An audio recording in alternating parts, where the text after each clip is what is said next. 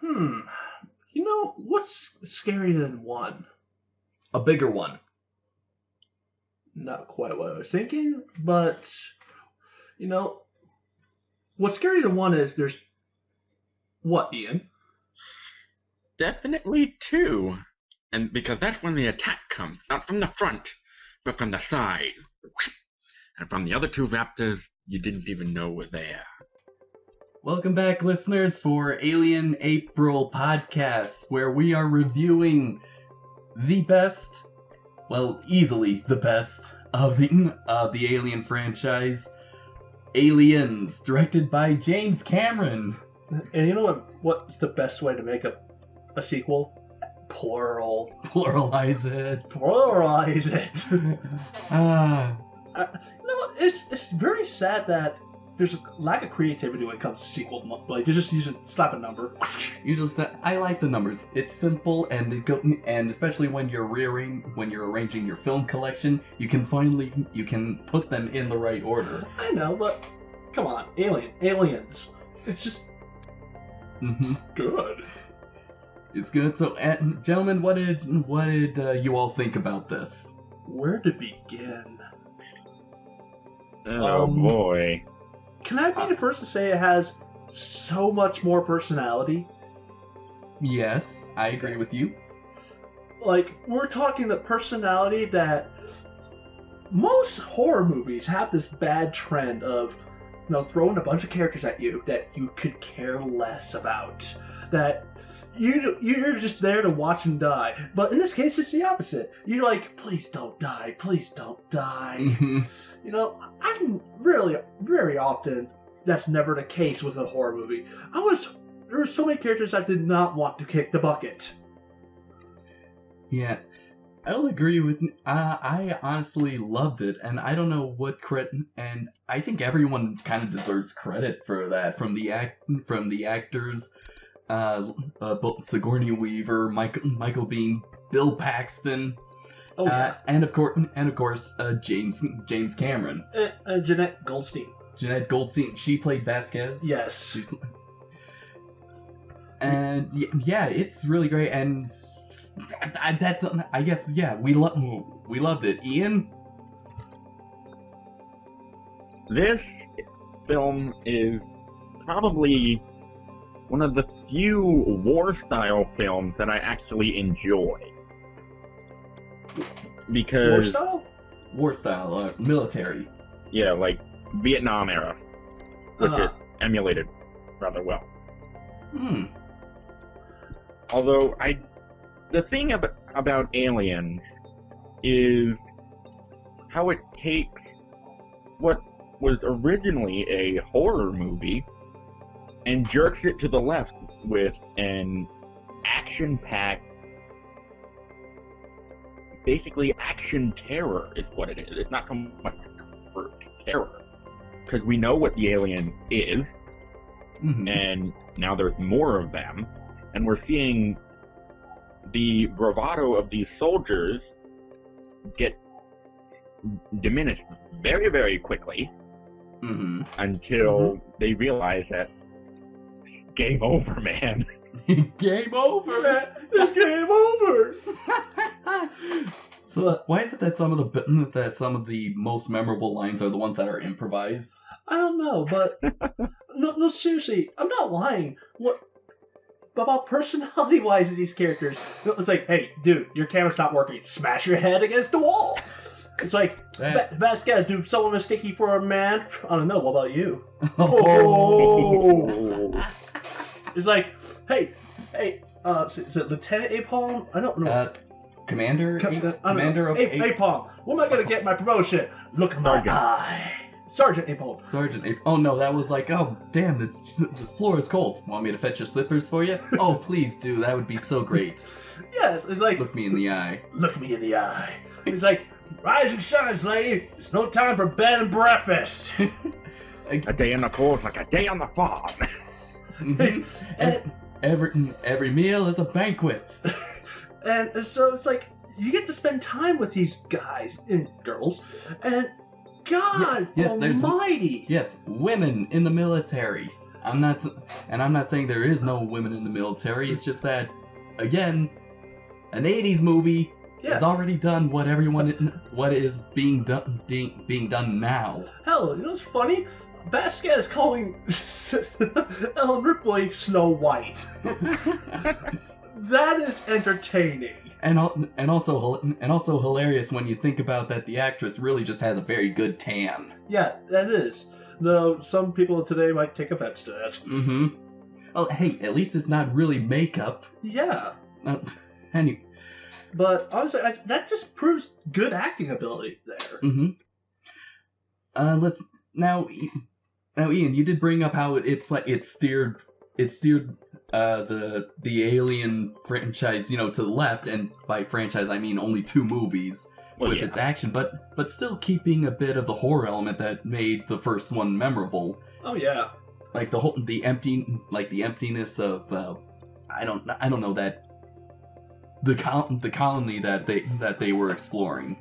The emptiness. I call it the room, like when they're exploring the complex, and how empty it is. Mm-hmm. And not to mention when Ripley goes to find Newt. And it doesn't even use a whole lot of jump scares. No. Many horror movies just love to use to death. I think that's honestly the death of horror movies. Mm-hmm. Agreed. Mm-hmm.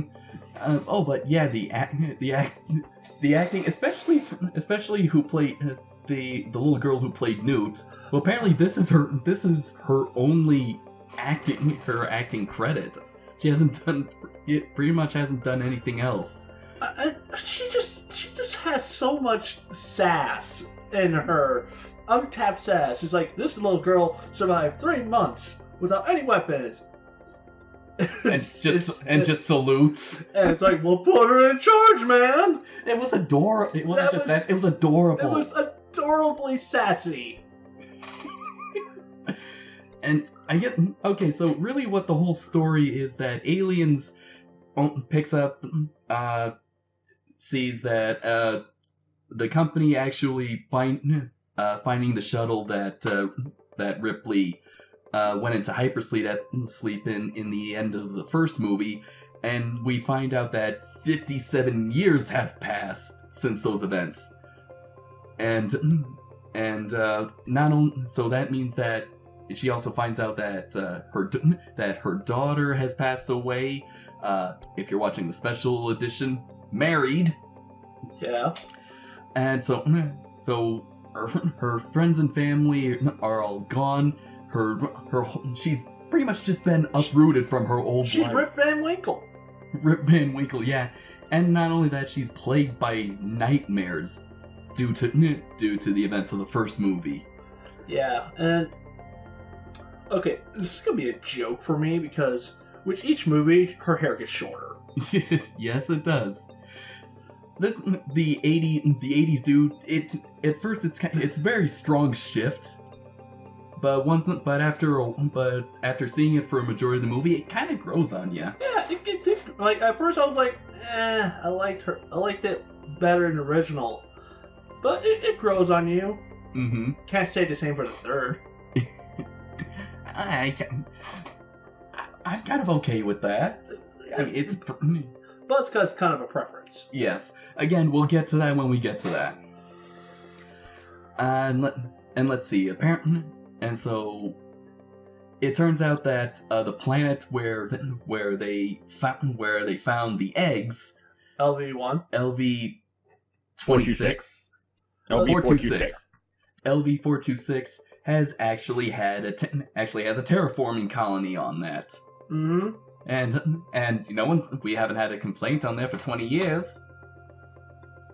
Oh, and wouldn't you know it, something goes wrong. Conveniently. That might be my only nitpick. It's convenient how nothing goes wrong until she wakes up. I think that's kind of why I think that one line in the third movie, I know what I said like 5 seconds ago, is okay, but that's why I think that one line in the third movie is very poignant, is very meaningful. Yeah. Either way, yeah. Yes, the colonies of about 110 families have all disappeared, and so they send in Marines, one of them being a greenhorn sergeant. Oh yeah, but Oh, that's not his fault, considering Burke is the one behind it. Yeah, and of course a representative of the company, who, yeah, well, it's a Hollywood movie. Guess what he is? A slime ball. He's the bad guy. Of course he is. Hollywood. It's funny how Hollywood itself is actually a corporation, and yet in a lot of their movies, the corporation is evil. Yeah, but hey, at least in this movie we get the name of the company. Mm-hmm. Yes, Wayland Yutani. Yeah. First time we get to hear it, and well, okay, gentlemen, who is your favorite character? I want to ask you in this movie. Who is your favorite character? Oh god, there's a lot of good ones. There's only like a few that really stand out besides Ripley. Including Ripley. Oh, including okay. There's Ripley. There's Hicks, Hudson, Vasquez, Apone, and Newt. And Bishop. Let's see. I mean, there's Drake. Who? Mr. Headbutting Man. Oh, that guy. Oh, yeah. Now well, I kind of like him and Vasquez for simply that they have this kind of chemistry. They have this chemistry that is just not like, husband and wife or lovers. They're like comrades. Like, oh yeah. And when they do that thing, you can just feel the camaraderie from that. Oh yeah.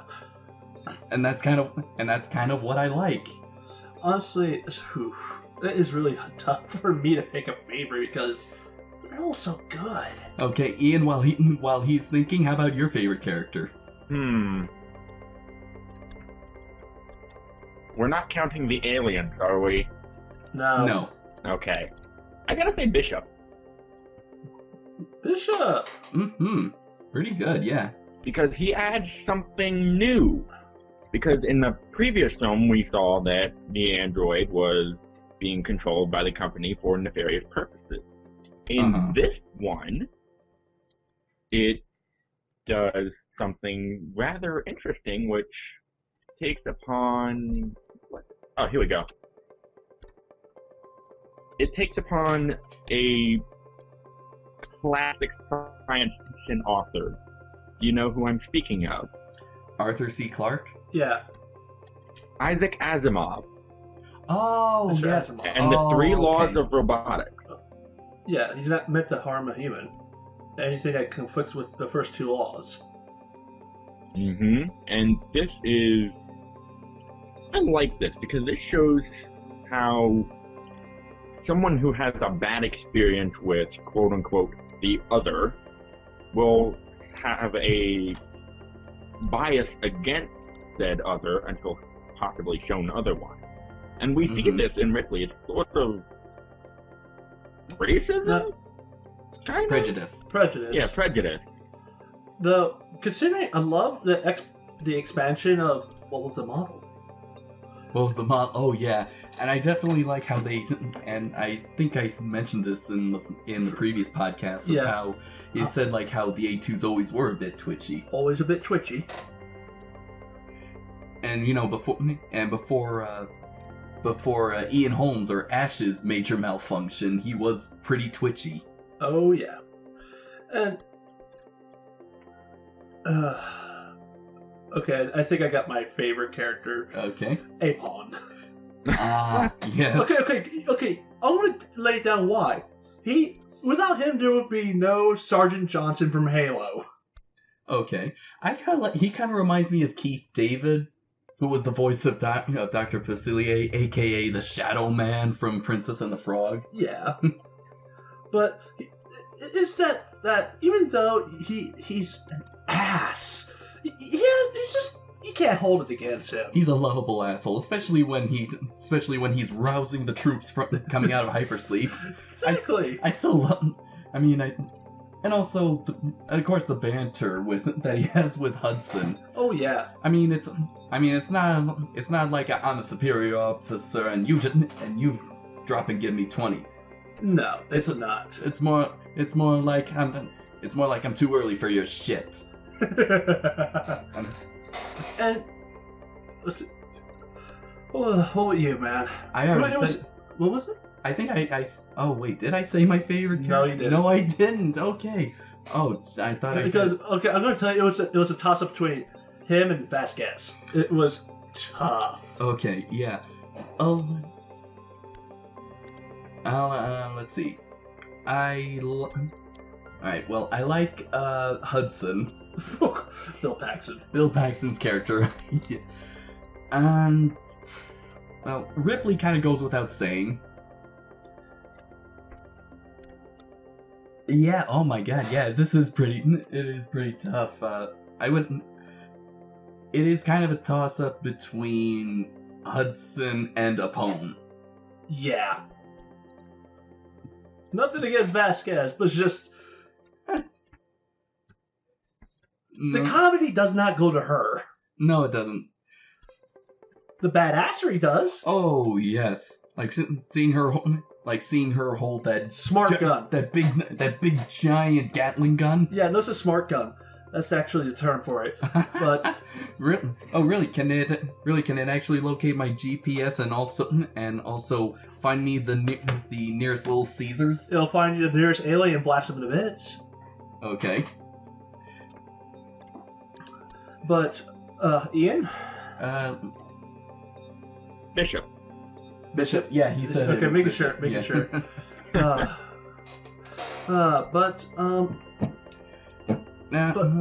But let me just say that I love how half the film, like, again, it builds suspense, it builds terror, it kind of lulls you into a kind of like not sleep, but I'm trying to...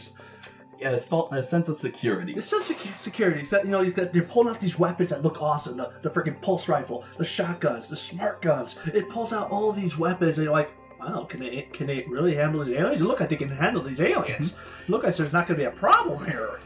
And they're confident. They're all confident that they can handle any threat without any problem. No, they got flamethrowers. They got everything covered. And God almighty, it's sad to see them get taken down a peg. Because you kind of believe that, yes, they can handle it. Until you find out that where the nest is. In a nuclear reactor. Yeah. And because of Lieutenant Dumbass, or Sergeant, is it Lieutenant or Sergeant? I don't know, who's the one that... Lieutenant Dumbass, I was right. Lieutenant Dumbass, instead of pulling back and trying to reconfigure your strategy, go ahead with half your firepower. No, go marching forward instead of guns with knives. I guess they still thought that even with half their firepower, they could still take them down. Because pretty much among the group that had experience with the xenomorph, and by the way, this is also the movie that gives it that name. Yes. The xenomorph was Ripley. Yeah. And honestly, she's kind of the odd one out of the group, mostly not because she's a woman. Remember, there are females in the military. But she's a civilian. She's a civilian, yes. But the problem is, they know nothing about these things. They don't think they're smart. They don't think they're intelligent. Neither were graboids. Look how that turned out. Yes. But... yeah, I think it was still a dumb move with Lieutenant Dumbass. Like, you don't go in with, half an like, if you went in with a gun, you don't go in with half a clip. Sorry. You go back and rethink.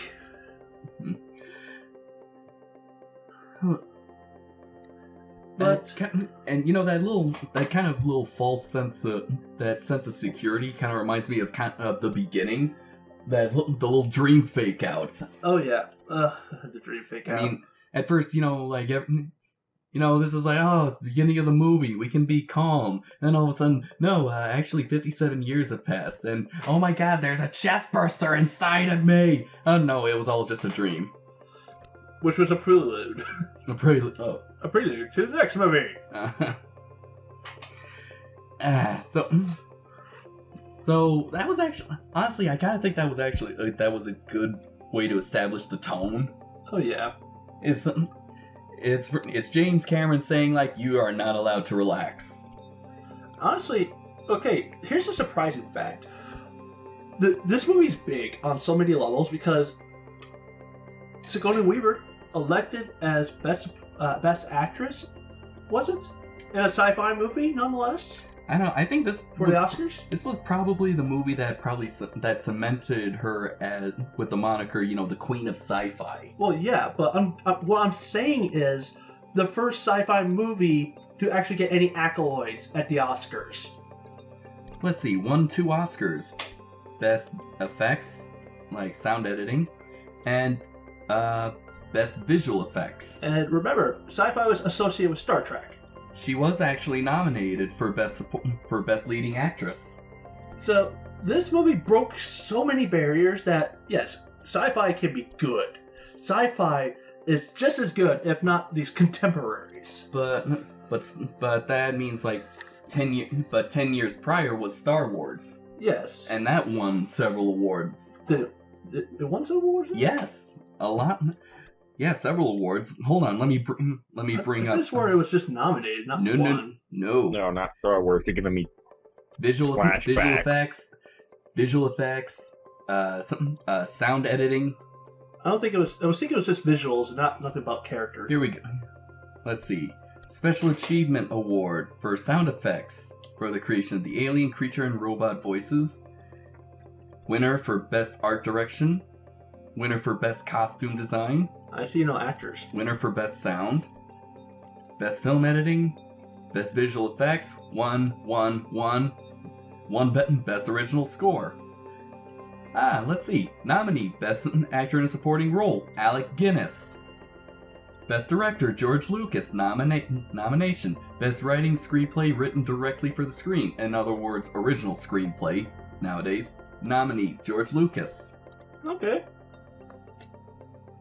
But I still have flashbacks, John.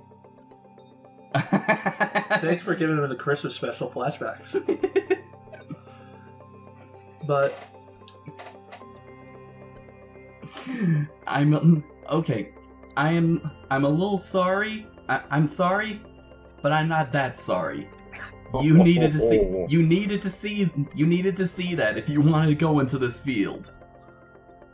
But I needed to see a cross-dressing android malfunctioning. What?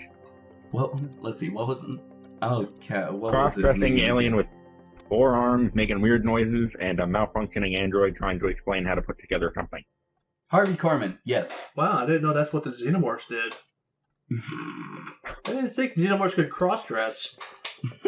Are we sure we're talking about the right movie here? We're not talking about the Aliens holiday special. We're just talking about the Star Wars holiday just special. Just imagine an Aliens holiday special. Don't give Ridley Scott any ideas. God help us. It's out there. It's already been said. It's gonna come up. It's about as bad as thinking of a xenomorph attaching itself to a shark and giving birth to a shark xeno. Oh no. Don't kill the asylum. And there it is, the final the reboot to the Sharknado franchise. Oh God, help us all. Anyway, back on to Aliens. Back on Aliens. I think what I had a thought. I can't remember my train of thought. So, honestly, okay.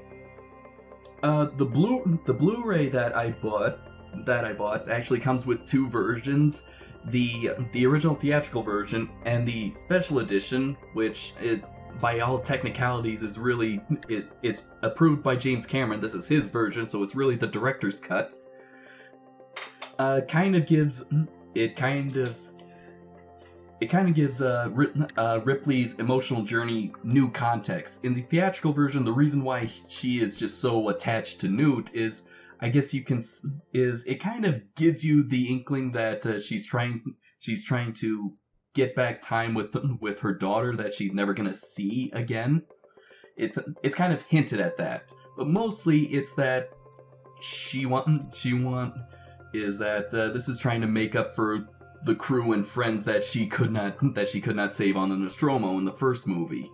Oh yeah. Speaking of the crew, well, not finished yet. Hold that thought. Okay.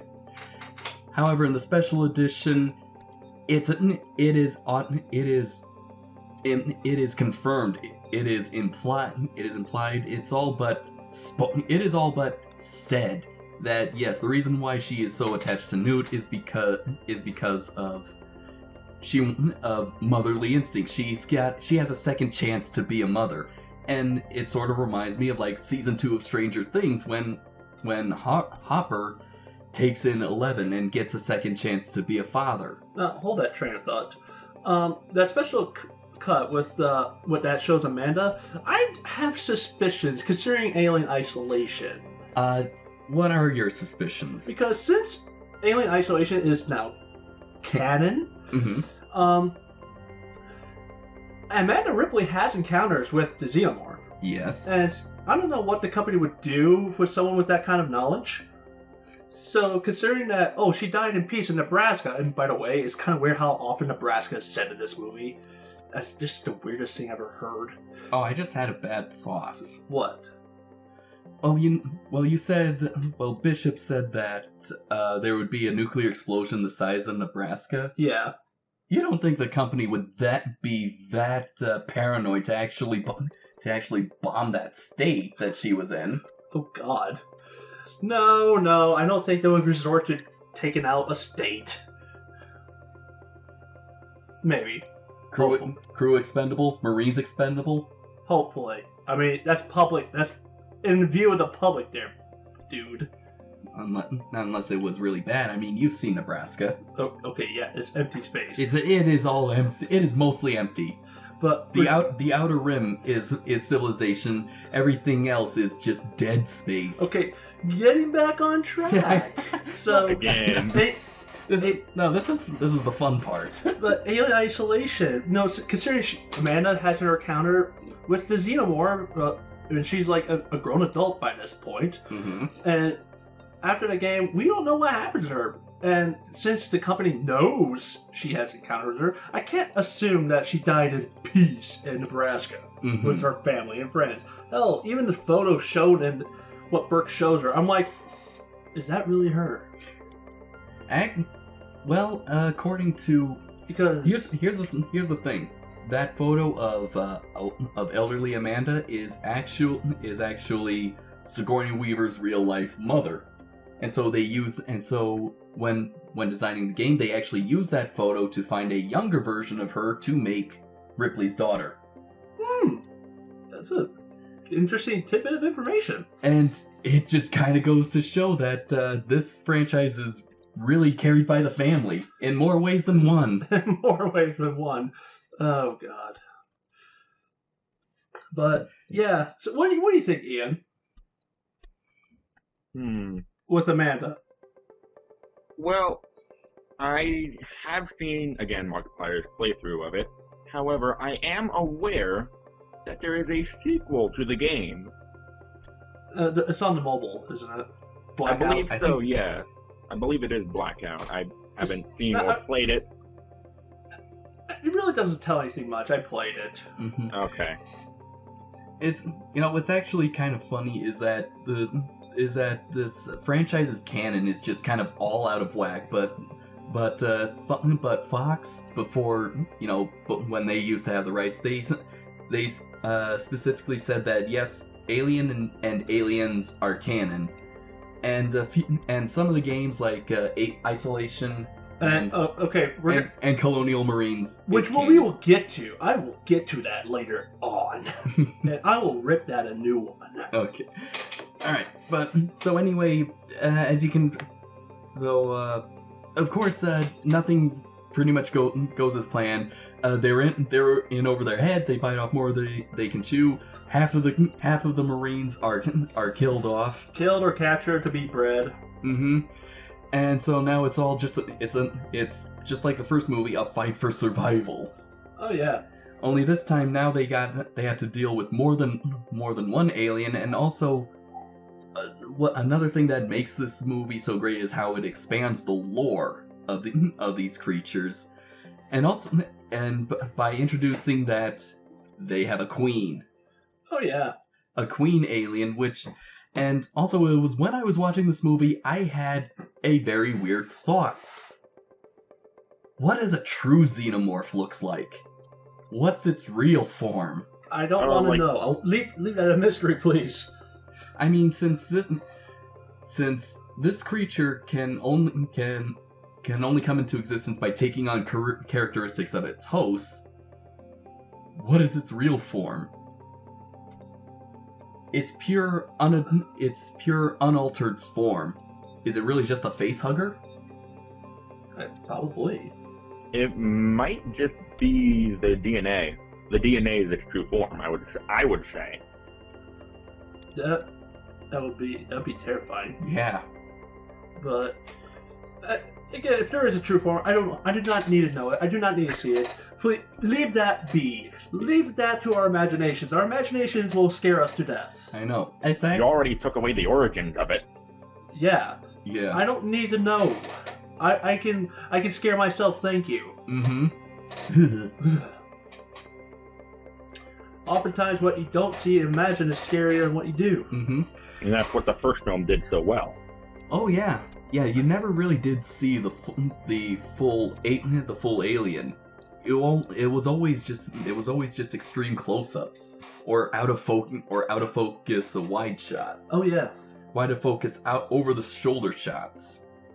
Mm-hmm. But in this movie, we actually do get to see much of the aliens. I mean, their design is a lot different. Like their heads actually kind of got like ridges and spines, almost kind of like Klingon T-Rexes or something. Well, I will argue that while we do get to see a lot of them, we really don't get a good look at them. It's not like Alien 3 where it's like pandering it to them.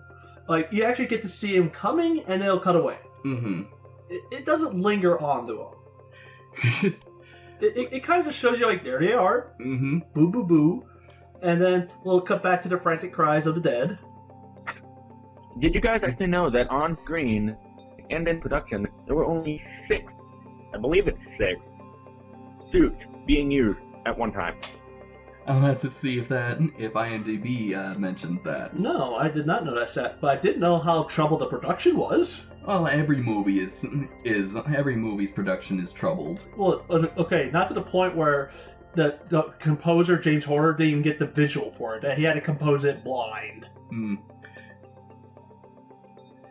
And the fact that it was nearly canned. Oh my! Oh man, yeah, it was. And the wife had to bring it back for the break.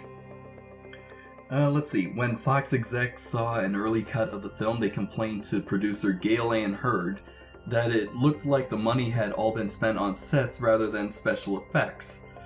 Hurd took great delight in telling the execs that a majority of the sets that they were seeing in the film were indeed miniatures or optical effects, special effects. The artists behind these images were very pleased that their work had fooled the money men. That is awesome. That is very awesome. Let's see. Sigourney Weaver's Best Actress Academy Award nomination for this movie was the first ever for an actress in a role in an action movie. Ah! There's the first one. Mm-hmm. Let's see. And yet, Ripley's daughter is of Elizabeth Inglis, Sigourney Weaver's real-life mother. The full-size queen puppet. Oh, now this is an impressive piece of practical effects. Oh, it is. Let's see. Too big to fit into the elevator. Which, by the way, I can't help but laugh at that. That's kind of awesome. It's awesome. It's hilarious that because I'm picturing in my head that while Ripley and Newt are running away, panting, dirty, and covered in grime and sweat, the alien queen is just standing there by the elevator, hitting the button like, click, click, click, click. Oh, finally. But yeah, did you guys know originally James Horner, after this movie, did not want to work with James Cameron? Really? And he changed his mind eventually, but... Which one was it? Was it due to Titanic? No. This is... No. Aliens. His composing blind is not something a composer usually does. I'm talking about what was the movie that made him agree to work with? Titanic. That... Yeah, sorry. I didn't hear you. Okay. But yeah, he agreed to work with him back on Titanic, which was 10 years later. Yeah, pretty much. 10 years later. 10 years can do a lot. Yeah, 10 years production. Yeah, 10 years production-wise. Yeah. And this okay. So going back to the Alien Queen, Ian, what did you think of her introduction? Because I love that one. I love the Queen's introduction. Dude, that just gave me chills. Oh man, it went back to what made the film so good. It's slow. Also, it's like they had a silent agreement of sorts, staring down at each other. They were staring at each other. It's like, you leave my eggs alone, I'll let you go. I think it was that, you know, the Queen saw the flamethrower and saw that, and you know, and Ripley was pretty much just you know, was just saying through action, actually, not talking. Yeah, of course. You know, just what that flamethrower will do. Queen roars at them to say to stay back, let them go, and there was a silent agreement. If we don't bother us, we won't bother you. And then of course there's that one asshole, which was a hatchling, the face hugger. Of course, the face hugger just had to open its big fat flap. Of course. But okay, it'd be disrespectful for me to say I love the showdown. I love the foreshadowing. I love the foreshadowing of what was going to happen. It wasn't out of the blue how she could operate that suit. Mm-mm. Like that is perfect. The way they set it up is like, I want to be useful on her. What can you do? What can you do? Mm-hmm. And so like, I can operate the suit. Nice. Show us. And she does.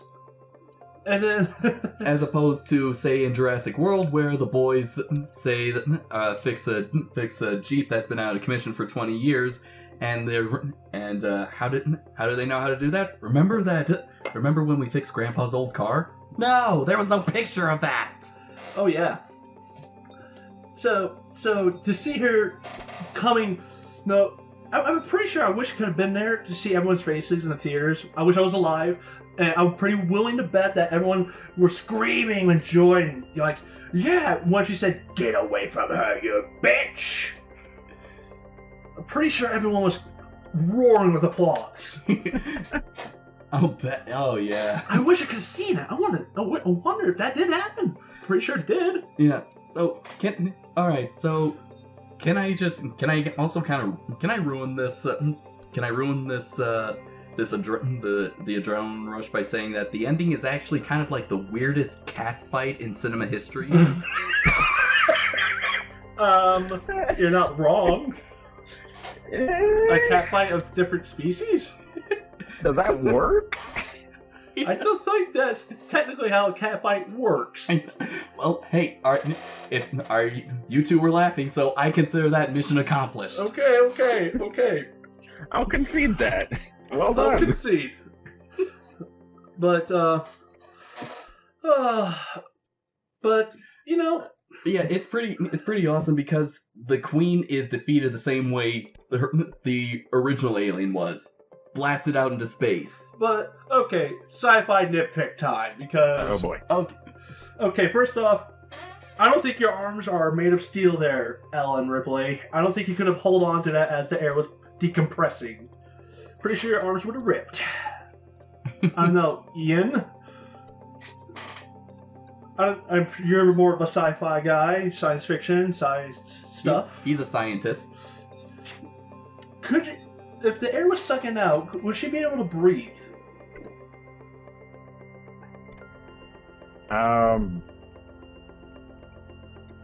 cosmology is not my field, but potentially there's still air rushing by, even though it's very thin and rapidly decompressing to the vacuum of space.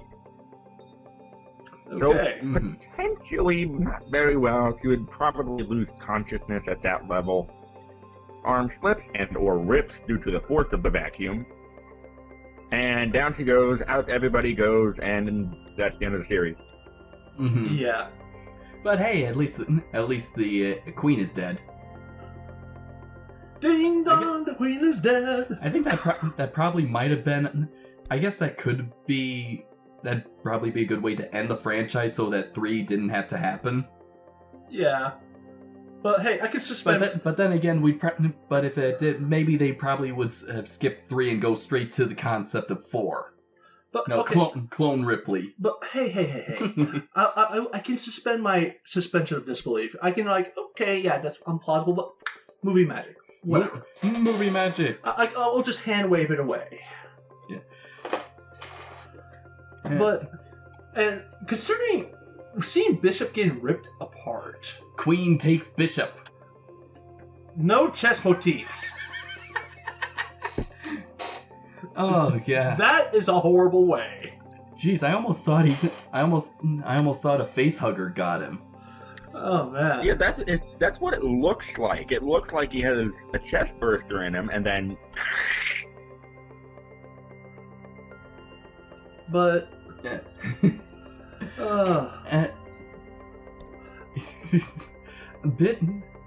Bishop, I think what's also brilliant is that this actually gives you the surprise villain at the right time, not like how Disney is doing it nowadays. yeah.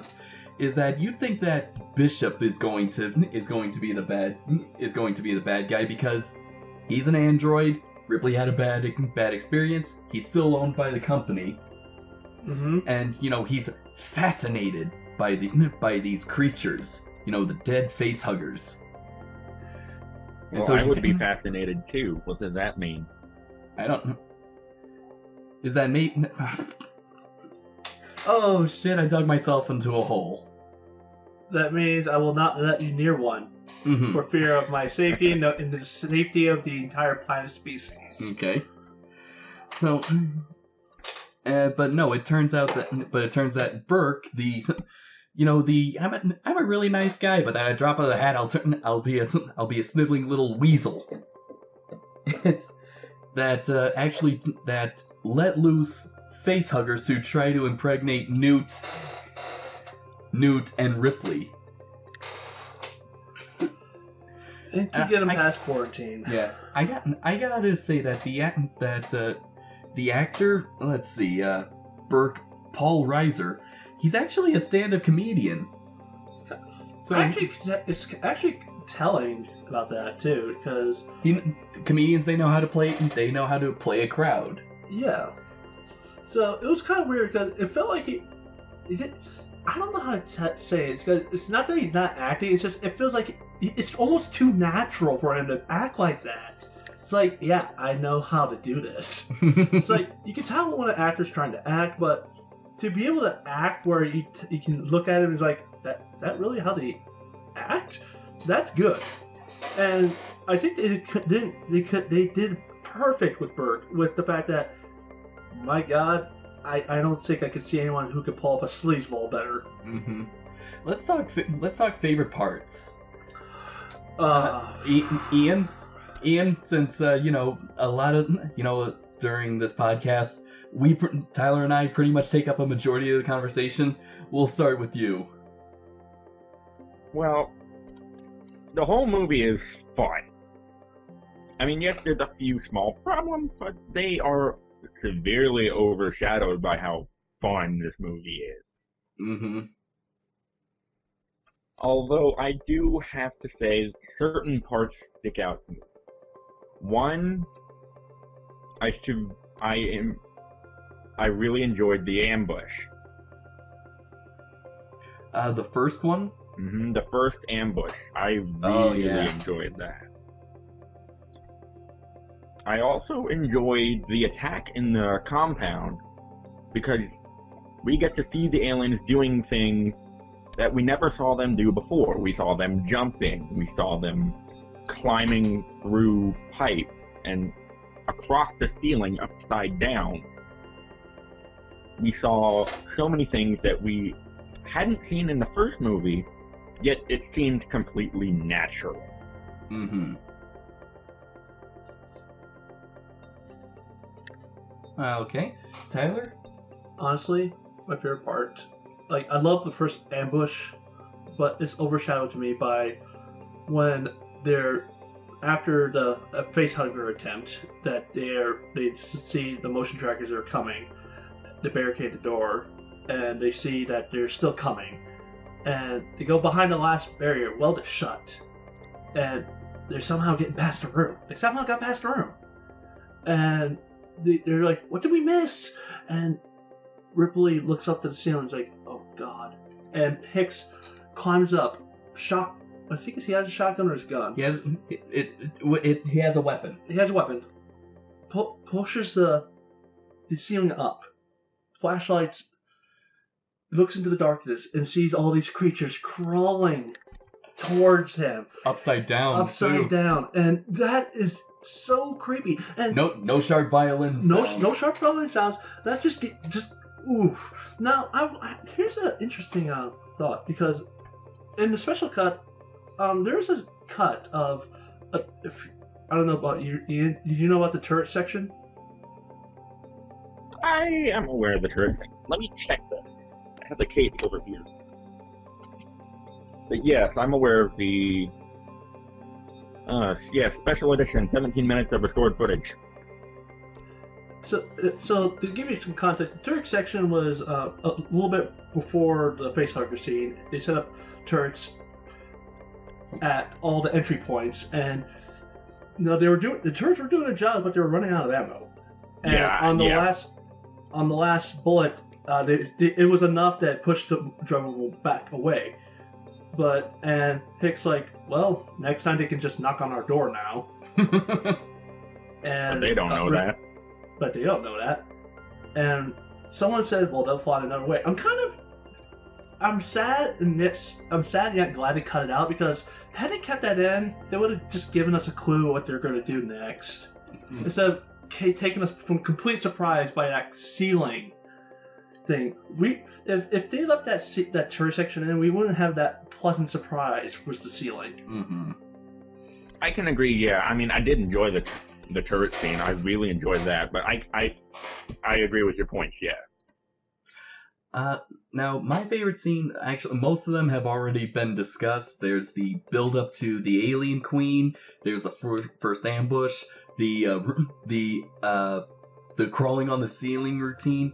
But I guess, if I had to actually pinpoint, actually a scene that I really loved that actually kind of like scared me and is just an overall visually tells you that shit just hit the fan is in the ambush scene where they find only one living survivor and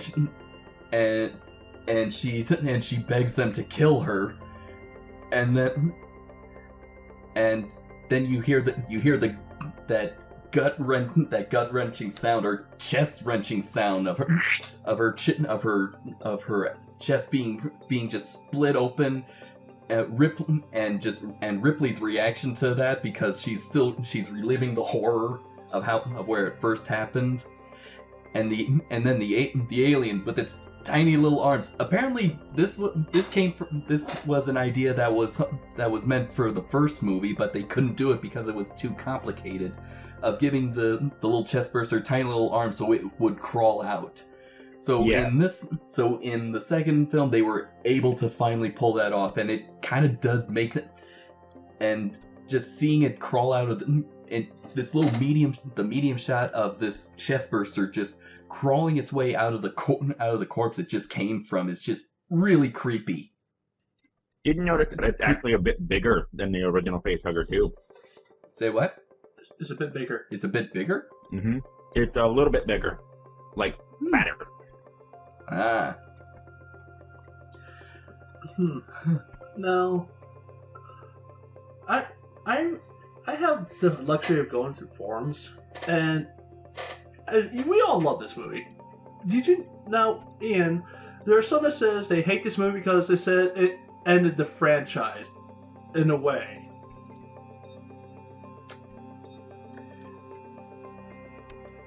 And by ending the franchise, there's no way it could beat this. It could not go back to horror. Because everyone's expectation of Alien is Aliens. Yeah.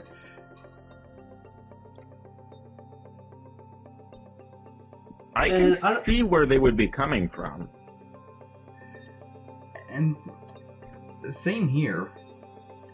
I honestly think it's not. I don't think it's the end of a franchise. It's just set a very high bar that no one is able to top. That's what I think too. It's not. It's good. Maybe too good. Because when you think about it, even the logo for Aliens is pretty much what is the logo of the franchise. With this light flare coming from the eye, like there's something coming from a different world. It's like an entrance to a portal. Oh yeah, an eye. An eye, to yes. Another world. But yeah, so I see where they're coming from, but honestly, it just means we have two good movies. Mm-hmm. If discounted 3 and 4. And you get your. I think that's what makes a franchise special. You take your pick. You want horror? Go to number 1. You want action? Go to number 2. Mm-hmm. You win. You get 2 different genres. I don't know, because I can see where people are coming from. Don't get me wrong, but I think part of that presently. I mean, Alien, it's always going to be a scary movie franchise. That's what it is. Or at least that's what it should be. It should be. Mm-hmm. However, I do think that with Ridley Scott basically taking over the franchise and monopolizing it, he's shutting out good ideas. And I don't think we can review Aliens without talking about Alien 5. Oh God, yes. Have you heard about what's Care his to name? fill me in, guys? Oh, I told you about this, Tyler. The dude who's working on a RoboCop movie right now. What's his face? Neil Blomkamp? That's him. Yeah, the guy who made District 9 and Elysium, essentially kind of combining like future with gritty down to earth look and styled filmmaking, was actually greenlighted to make a 5th Alien movie that actually would be a true sequel to Alien, so it would retcon 3 and 4.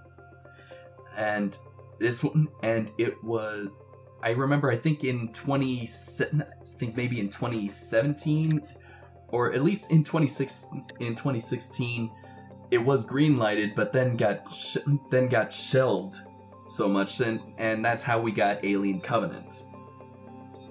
And there are concept art. The idea was that an older Ripley and an older Hicks, yes, would return. So, and in the special edition, it's kind of hinted at there was some romantic feelings between them. Honestly, I think they're fools not to try to go ahead, take a risk. Follow the money. That was the mentality.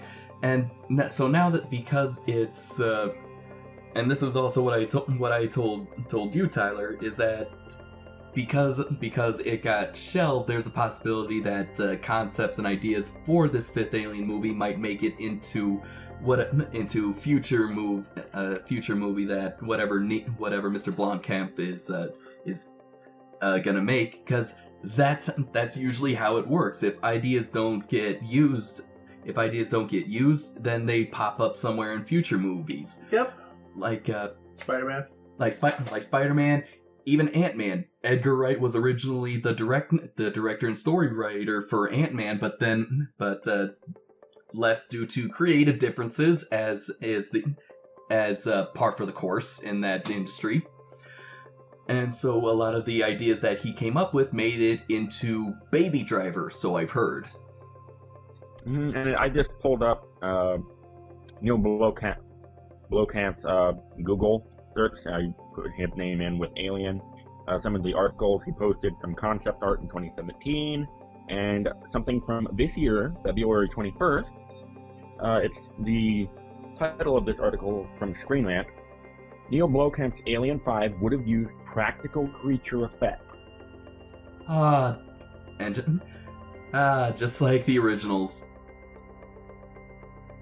I wish I had a device that would take me to an alternate dimension, a parallel world where this was greenlit, and see how it might have turned out. Mm-hmm. I would just like to go to have a time machine so I could actually go into the board meeting where the decision to can it's made, slap the people and say, go with it.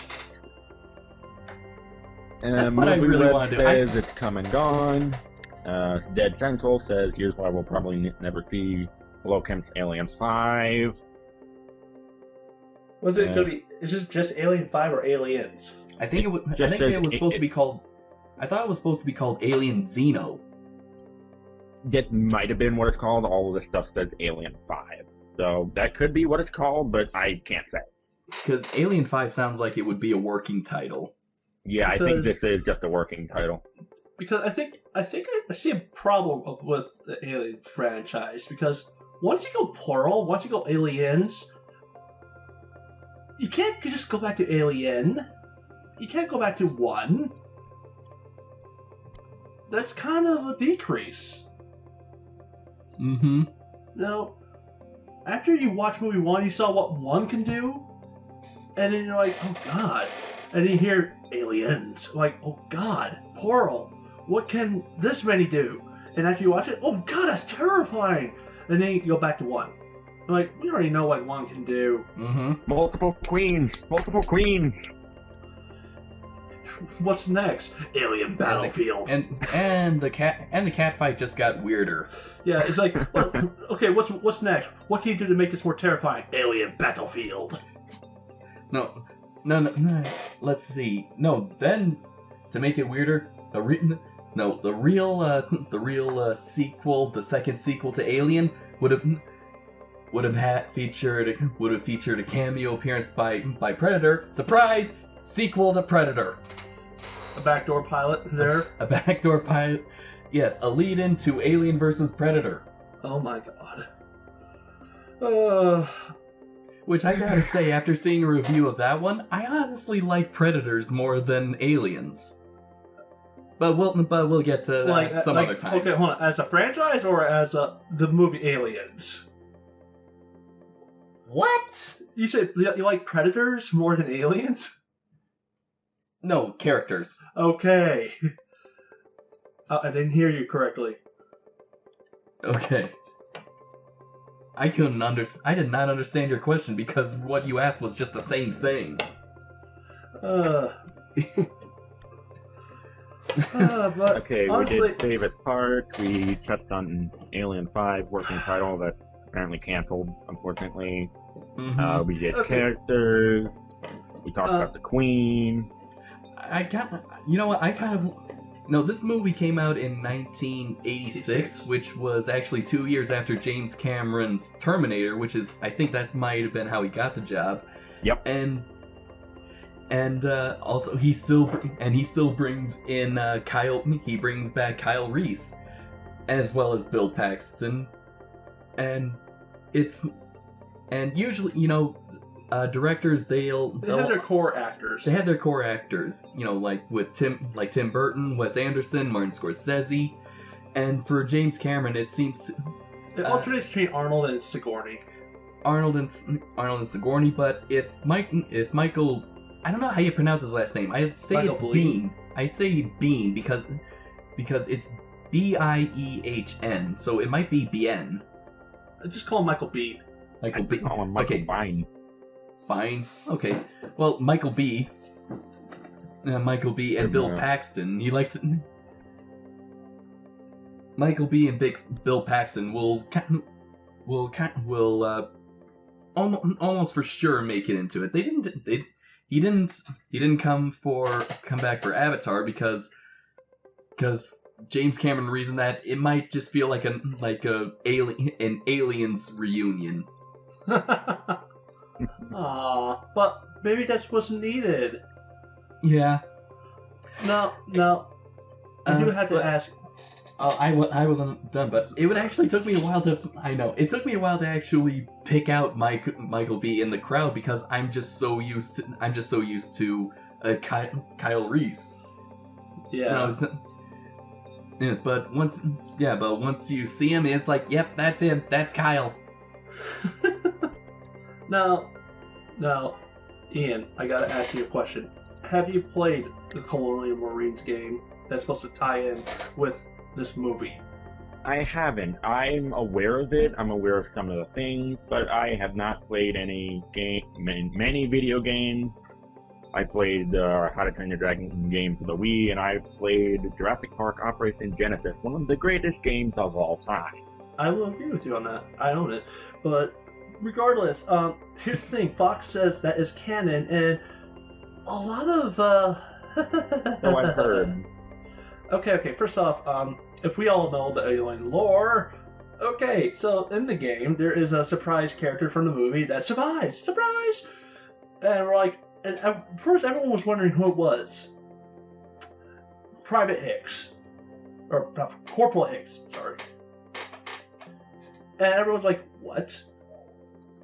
Because here's where it gets weird. So, remember how that movie ends? They're all in Sulaco, hypersleep? Yep, they're put into hypersleep.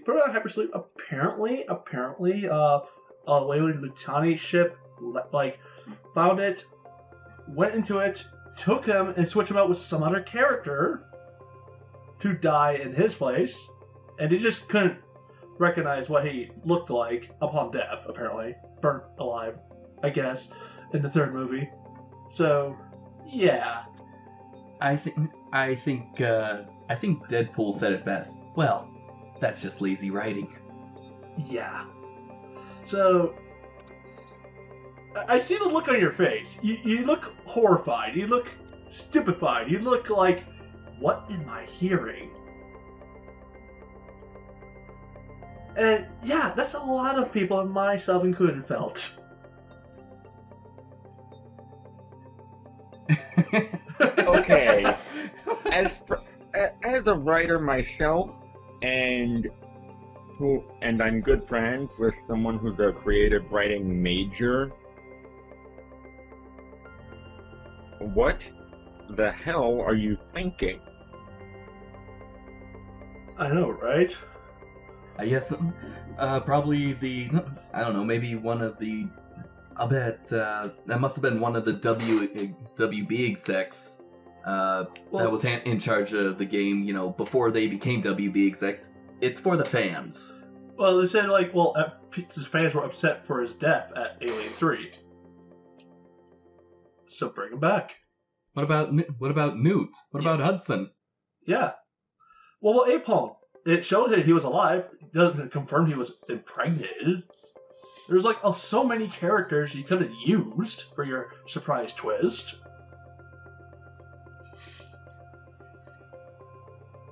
So yeah, that was a thing. I will have to investigate this further. Okay, if you thought the Christmas special for Star Wars was bad, Colonial Marines is on par.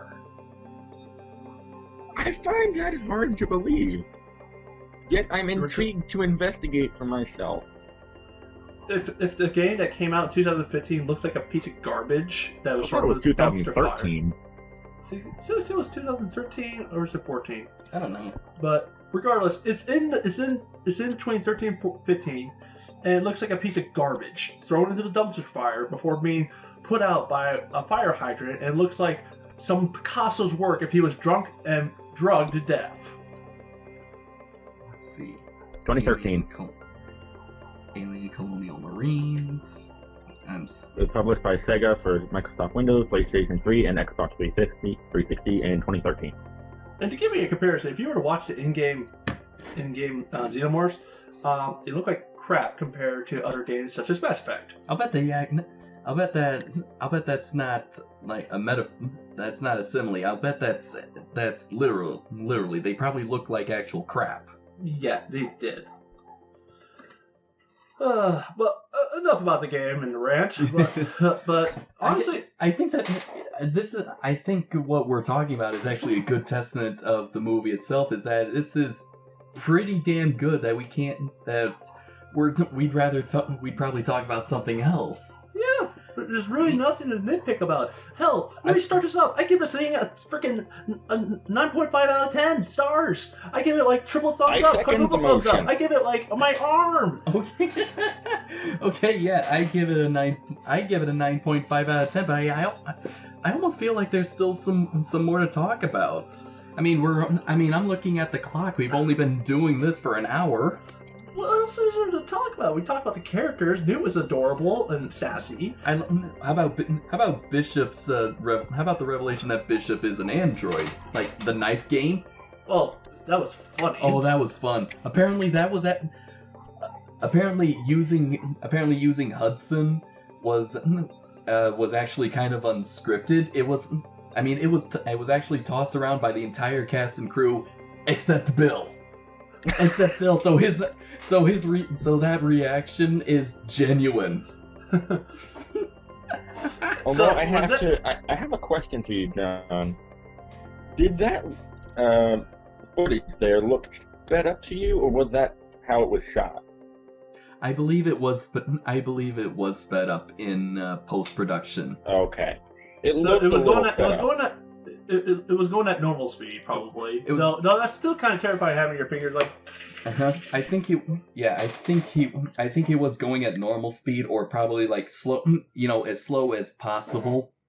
And I don't know. I might have to see that scene again, especially when they go to the wide shot, because it's definitely easy to fake that speed effect.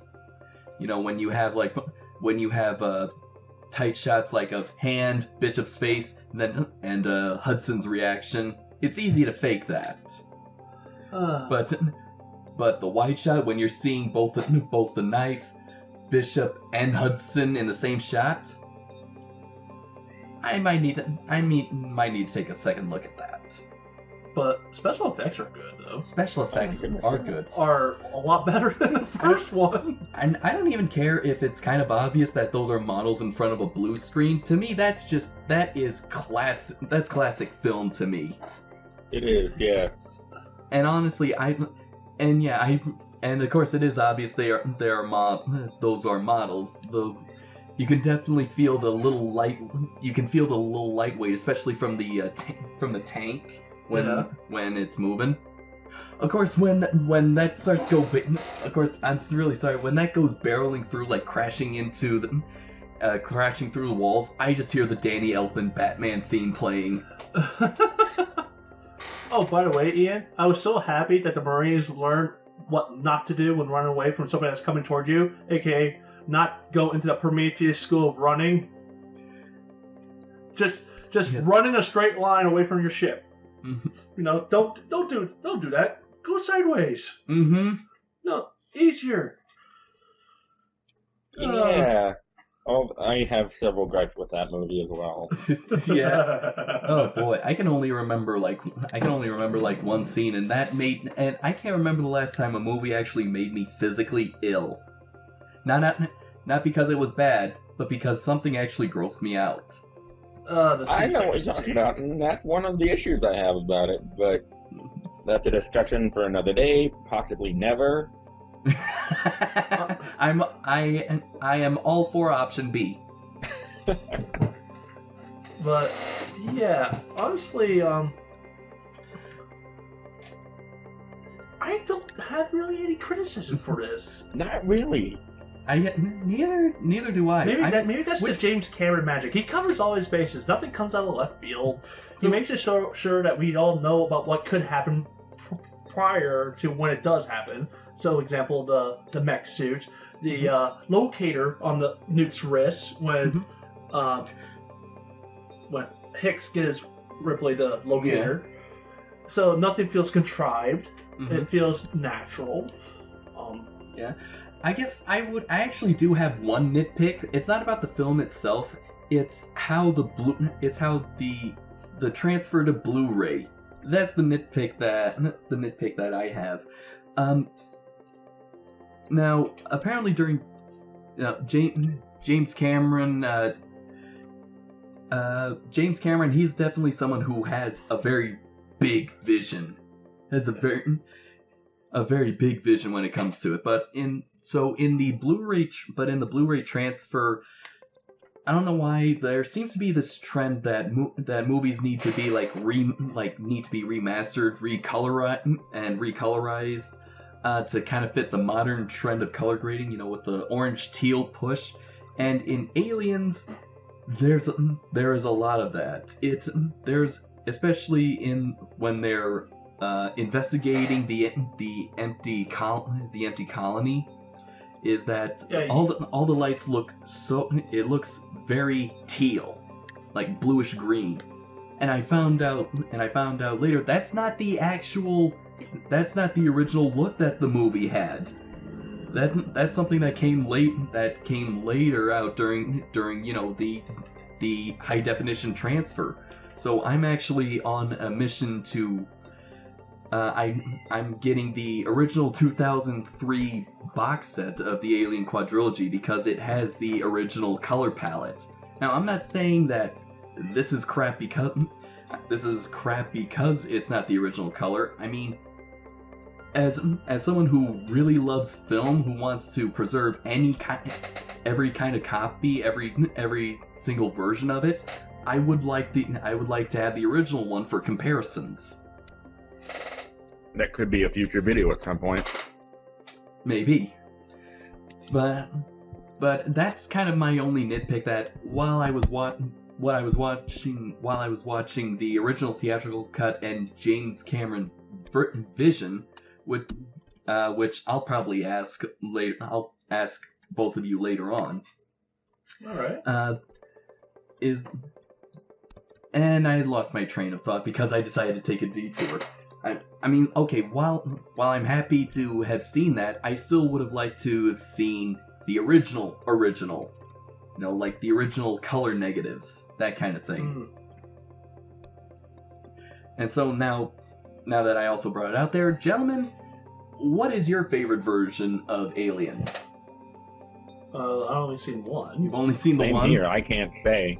I mean, I've seen... this is the special edition, so it looks like the special edition that looked like a DVD one. Is that the DVD quadrilogy? Yeah. Yeah, that's the DVD. I didn't know the special edition was on that. Apparently it is. Well, the special edition has a few extra scenes, such as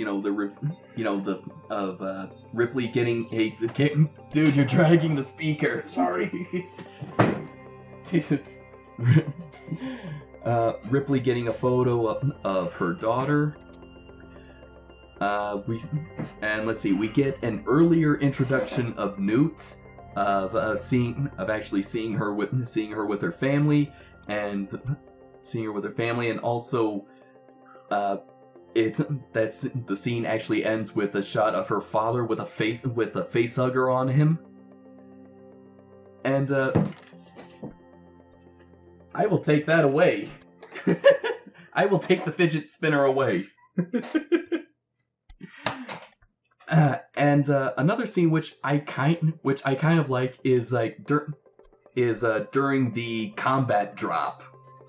Is that Hudson, he's boasting of like how he is state of the art badassery, that kind of thing, and he sees Ripley's character is like still like very nervous and saying like, "We, the ultimate badasses, will protect you." And then he starts like listing all the weapons that are in that tank. I like that because it kind of shows like, well, yeah, you're just pretty much telling Ripley what they have in their arsenal so that she can use later. Now, I actually just remember one nitpick I had. Just one. Now, I don't know about you, but Ian, do you think cockpit doors open automatically, or do you have to be open manually? Oh, okay, I know what you're talking about. Cockpit door. I'm talking about the drop ship that crashed. The ship that... They can be remote opening, or they could be open from the inside. I don't think they would ever open automatically. I don't know anything about space travel. But they would generally be an airlock. There would also generally be another form of locking mechanism. No, I'm not saying that the alien is not intelligent, but the ability to open doors like a velociraptor here. Hey, if Spielberg can get away with it in Jurassic Park, why can't James Cameron? I know. I told you it's a tiny nitpick, but the fact that she's driving the ship, all of a sudden the door behind her just opens up. And these are aliens in the future too. But they're also compared as to animals, brilliant animals, smart animals, but. Animals. They were still able to cut the power. Yeah. They may be animals, but they might be.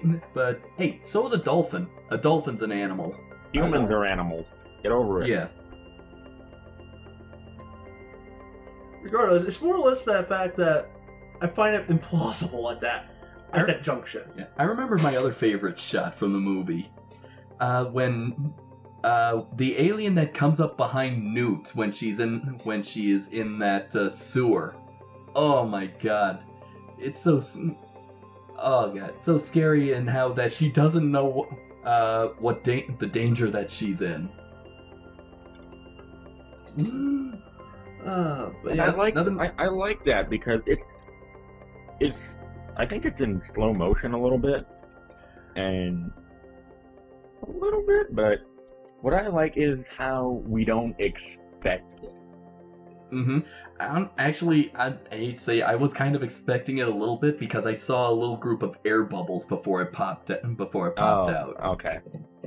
But I mean, most modern horror movies now would show something underwater moving towards her, correct? True. Or it would just be a jump scare. True. But this is... Well, this is technically, it's not even a jump scare, but it is a scare without the noise. Yeah, it is a jump scare, but it's not like in your face jump scare. It's a no. Mm-hmm. I mean, I think the music for that went something like just came out. It's equivalent to the bomb scene that Alfred Hitchcock talks about in creating suspense. Oh yeah.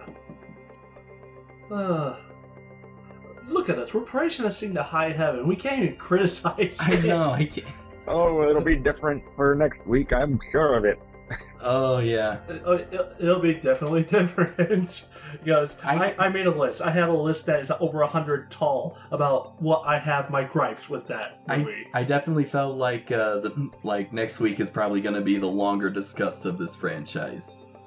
But I don't know. Which is going to be the longer discussed, 3 or 4? 3.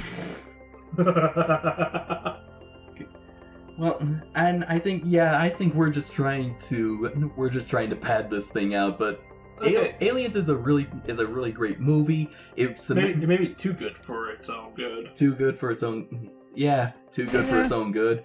It cemented Ripley as a strong female character, mostly because she's facing her fears. Mm-hmm.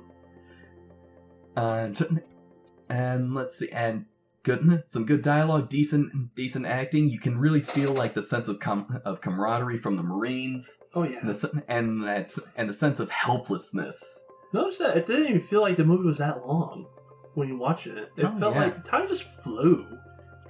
Oh yeah, it's decently paced. So yeah, back to our ratings: 9.5 out of 10. 9.5 out of 10. Triple, Third dimension. quadruple, many arms thumbs up. Many thumbs up. Many thumbs up. Yes. And yeah. So I guess with that said, we will see you all next week for Alien to the Third Power. Oh god, you had to make the cube joke. It was gonna come up eventually. Yes, it was. See you next time on Alien Cubed. See you guys. See ya.